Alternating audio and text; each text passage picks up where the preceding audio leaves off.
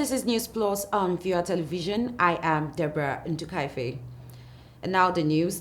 President Bola Tinubu has approved 18 billion naira as group life assurance benefits and other entitlements for families of fallen servicemen and women of the Nigerian Armed Forces earlier today. The president said this was in appreciation of the sacrifices of the men and women of the armed forces and to underscore the government's commitment to their welfare. He affirmed his administration's continuing support to the armed forces by repositioning the institutions for better service, saying, "We owe a debt of gratitude to our gallant troops who have risen to the challenge of securing this great nation." And the House of Representatives has condemned in strong terms the gruesome and brutal killing of security personnel, bank officials, and community members in Otukpo, Benue State, following the recent robbery attack witnessed there. The House equally called on the federal government to urgently increase the security presence in Otukpo to avoid the reoccurrence of armed robbery activities witnessed in the area. This resolution followed the adoption of a motion raised on the matters of urgent national importance, sponsored by Honorable Blessing Onu from Benue State during plenary yesterday. Leading the debate, Honorable Onu expressed concerns over the killings in the attack that led to the shutdown of business activities in the area. Brutal killing of security personnel, bank officials, and other law-abiding members of Otukpo community. 2. The Nigeria Police, Department of State Services, and other security agencies, as a matter of urgency, make efforts to arrest and persecute the perpetrators of this heinous act. 3. Government should, as a matter of urgency, increase the security architecture within the town and its environs to prevent reoccurrence. Contributing to the motion, members called for the need to strengthen local security in the community to assist in tackling further attacks. In the country, the parliament must have a second thought or deliberation as far as the security situation is concerned. Lastly, Mr. Speaker, I have been saying in the past, and I will keep on saying, that security activity in the country has become a cash cow business. Mr. Speaker, sir, that if we don't want to come back next week to debate on similar issues of robbery, terrorist attack in other parts of the country, this parliament should send a message to Mr. President and the security agencies that they are good at the moment is not good enough. It is either they sit up or they leave the office for those who are capable to carry out this assignment to do it for us in this country. The House Speaker Abbas Tajuddin, after further contribution on the floor on the motion, called for a voice vote, which went in favor of the House majority. The House is therefore mandated to set up a committee to investigate the robbery attack to avoid reoccurrence. 7 operatives of the Economic and Financial Crime Commission Ibadan Zonal Command were allegedly attacked and held hostage by staff and students of the Federal College of Forestry, Idishe Estate, Ibadan, Oyo State. In a statement released today on the official Facebook page of the Commission, the operatives were on a routine verification exercise on Tuesday, October 24, 2023, when the attack happened. According to the AFCC, the operatives were on the premises to affirm the address and identity of one Oluwakemi, who stood as a surety for Alakinde Khalid Kolawole, a suspect internet fraudster in the custody of the Commission. Operatives of the Federal Capital Territory Police Command have arrested several criminal suspects in connection with armed robbery, carjacking, kidnapping, and one-chance incidents in the nation's capital territory. On October 15th, following a distress call of a robbery incident at the residence of one Dayo BLK an area around Apo resettlement, police operatives from Apo division mobilized to the scene and apprehended one Ogbonna Ezechuku of Area 1. The FCT Commissioner of Police, Haruna Garba, during a parade on today, revealed that Ezechuku is a notorious and wanted armed robber who has broken into many homes within Apo Axis with members of his gang who are presently at large. President Bola Tinubu has approved the appointment of 9 new resident electoral commissioners for the Independent National Electoral Commission (INEC) for 5-term years, which is subject to the confirmation of the Senate. Now, a press statement issued by the presidency today said the appointment by Tinubu are in line with power vested in him by Section 154, subsection 1 of the Constitution of the Federal Republic of Nigeria, 1999 amended, and Section 6 of the Electoral Act, 2022. The new recs are Mr. Issa Shaka from Edo State, Resident Electoral Commissioner, Mr. Bamidele Agbede, Ekiti State, Mr. Jani Adamu Bello, Gombe State, Dr. Taye Iliasu, Kwara State, Dr. Bumi Omosheindemi from Lagos State, Alaji Yahaya Bello from Nasarawa State, Professor Mohamed Yawa from Niger State, and Dr. Anubum Onuaha from Rivers State. Mr. Abubakar Fawadambo from Zamfara State. President Tinubu expects the new appointees to abide by the highest standards of the professional and ethical conduct in the discharge of their duties, in accordance with his determination to facilitate the establishment of a new and sustainable standard of transparent, fair, and conflict-free electoral conduct in Nigeria, added the statement issued by President spokesman Ajiri Ngalale. Let's take a quick break, and when we come back, News Plus continues. Stay with us.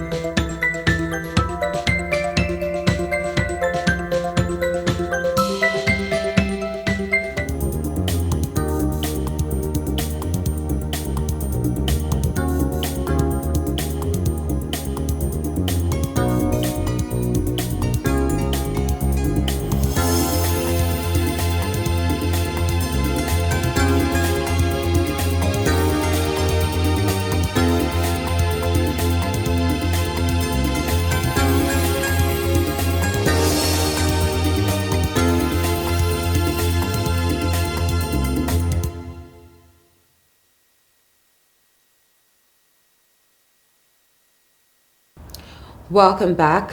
And now the House of Representatives has resolved to invite the governor of the Central Bank of Nigeria on the decision of lifting forex restrictions on 43 items. This is sequel to the adoption of a motion raised by Honorable Sada Soli, member representing Jibia Federal Constituency, Katsina State, during matter of urgent public importance at plenary. Raising the motion, Honorable Soli expressed concerns that the decision of the CBN will greatly affect local production of items such as rice, cement, and palm oil, amongst others, as it will force local manufacturers to hold the short end of the stick, invariably leading to the factory closure and ultimately eroding the capacity to build the country's local economy. The lifting of forex restriction on the importation of 43 items may not have meaningful impact on the rise in food inflation as a result of soaring exchange rate currently going on in this country. The House resolves urge the Central Bank of Nigeria to engage with other stakeholders within the fiscal ecosystem on the recent decision to lift forex restriction on 43 items. Also urge the CBN to develop a system that will engender professional conduct by all key players in the Nigerian foreign exchange market to guarantee market forces determine exchange rate on a willing buyer, willing seller principle. Further urge the CBN to desist from market suppression tendencies with regards to I and E windows. The House therefore urged the Central Bank of Nigeria to engage with other stakeholders within the fiscal ecosystem on the recent decision to lift forex restrictions on 43 items, and also to develop a system that will engender professional conduct by all key players in the Nigerian foreign exchange markets to guarantee market forces determine exchange rates on a willing buyer, willing seller principle. The Nigerian National Petroleum Company Limited on Tuesday said 149 incidents of crude theft were recorded across the Niger Delta in the past week. The company said across the Niger Delta, the war on crude oil theft is on, and the industry-wide security collaboration continues to record remarkable progress. The oil firm said this in a statement in Abuja earlier this week. It said in Osubodo, between two Antan flow stations south of Oguta Naval Base in Imo State, an oil bunkering site was uncovered far from the regular. This discovery was made possible after an invasion by the military following information gathered by air surveillance carried out by Target Energy, Tantita Security Services, Operation Delta Safe, and its military in August. Now, Bauchi State Governor Bala Mohammed has been commended for his passion and compassion to the common, particularly in times like this when many people are going through life difficulties due to economic challenges affecting the country. The condemnation was made by Caretaker Committee Chairman of Das local government area of Bauchi State during flag-off of 25-kilogram rice distribution to the people of the area as part of the palliative support to cushion the hardship being experienced as a result of the fuel subsidy removal. Our Bauchi State correspondent Al Hassan completes the story. Take a look at that. In a continuous effort to caution the hardship being experienced by Nigerians as a result of the fuel subsidy removal, various measures have been taken by governments in different ways. In Bauchi State, Governor Bala Muhammad has purchased over 80,000 bags of rice for distribution to the vulnerables across the 20 local government areas in the state. Yeah, the governor has been giving us all the tremendous support. And his warning is always make sure the people, the most vulnerable, the most targeted group, got this, and that's why he insisted we go around the 20 local government to see for ourselves and report back to him. So I have to commend him because people are really suffering, are hungry. So even though it is not enough, but I think it's really a reasonable number and it's ongoing.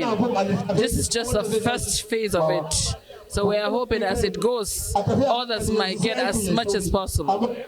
Today, the distribution of 25 kg of rice to the vulnerable is taking place in this local government.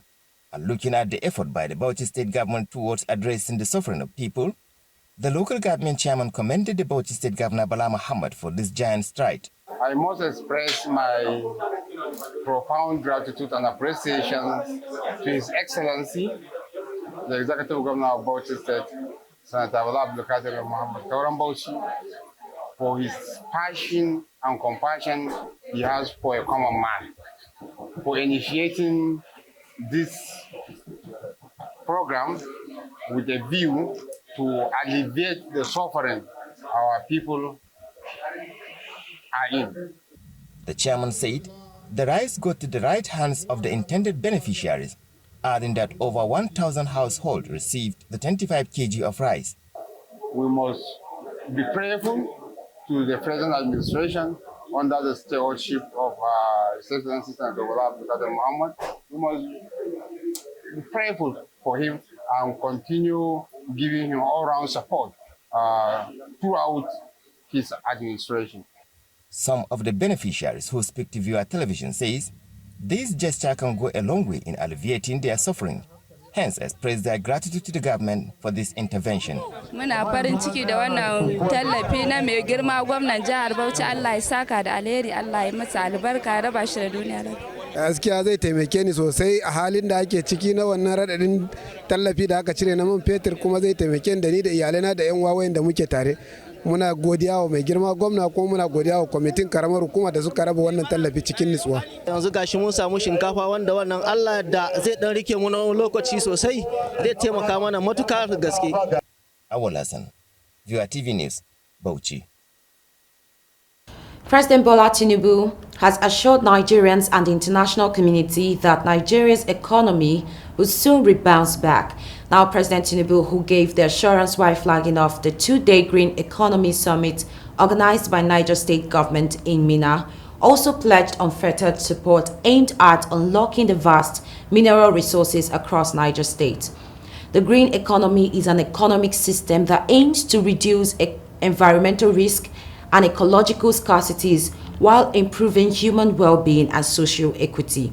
Nigeria has enormous possibilities for sustainable agriculture, renewable energy, ecotourism, and coastal development, which are linked to the opportunities in terms of the green economy. The president, who was represented by the Minister of State for Agriculture and Food Security, Senator Abdullahi Sabi, who gave insight into the newly approved solid mineral development policy during the Federal Executive Council meeting held on earlier this week. I'm happy to say, just yesterday, to show the president's commitment to the enthronement of a green economy, just yesterday at the Federal Executive Council, a new solid mineral development policy was approved. And this policy will definitely align and benefit the green economy that you have envisioned for Niger State. Because the policy is emphasizing on removing all forms of inegalities that is desecrating and destroying our environment. On his part, former head of state General Abubakar Abdulsalam applauded Governor Bago for providing quality leadership since he assumed office. Like the other speakers have said, certainly we need to do something to go back to green economy. I want to commend you, and I wish you all the best as we discuss the importance of harnessing the green economy. In his goodwill message, Governor Zulum, who applauded Governor Bago's initiative, expressed optimism that the summit will help in achieving economic transformation as well as employment generation. Former governor of Niger State has said we are in a very great problem. The ratification is encouraging in a fast way. And therefore, the only way that we shall get rid of desertification is to invest on renewable energy, which is very important. We need also to reduce pumping costs in our own agricultural sector by investing in drip irrigation technology, investing in sprinkler irrigation, reducing over-dependence on surface irrigation with a view to reducing energy.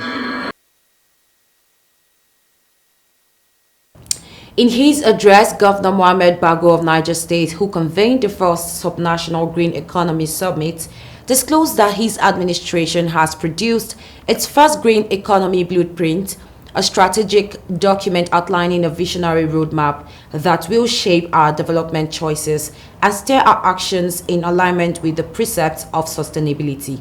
And now, to safeguard our environment, securing a prosperous future for ourselves and the generation to come.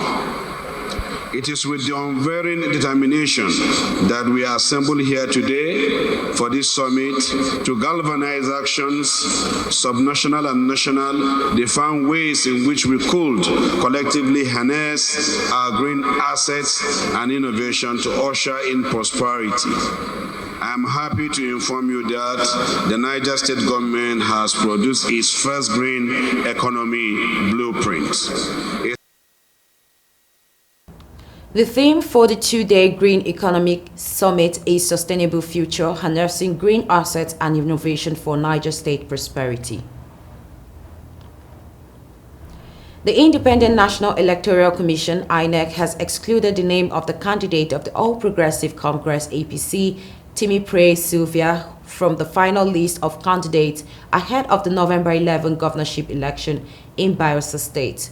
The amended list, which was uploaded on the Commission's website on Tuesday, was signed by the Secretary to the Commission, Rose Oriara Anthony. The column for the names of the APC candidate and his running mate, Joshua McIver, was left blank with the court order remarks on it. According to Anthony, the action of the Commission was in obedience to court orders on the list served on the Commission. Now, recalling that the Commission published the final list of candidates for the 2023 Bayelsa State governorship election on June 9 in accordance with the provision of Section 32 of the Electoral Act 2022 and the timetable and schedule for activities for the election. She said after the publication, INEC was served with an order of court in respect of the nomination of candidates of the APC of the poll.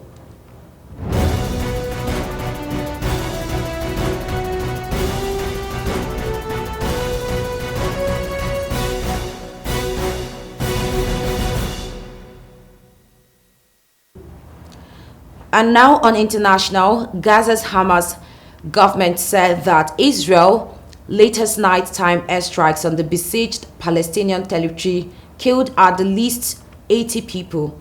Now, a government media office statement said more than 80 people were martyred and hundreds wounded in the overnight raids. The Hamas Health Ministry said that 5,791 people had been killed in an air and artillery strike since Hamas staged cross-border raids on October 7th that Israel says left 1,400 dead. Most of the dead on both sides have been civilians. Now, the Israeli military said that its night raid had struck Hamas emergency operational apparatus, including war rooms, infrastructure, and military headquarters.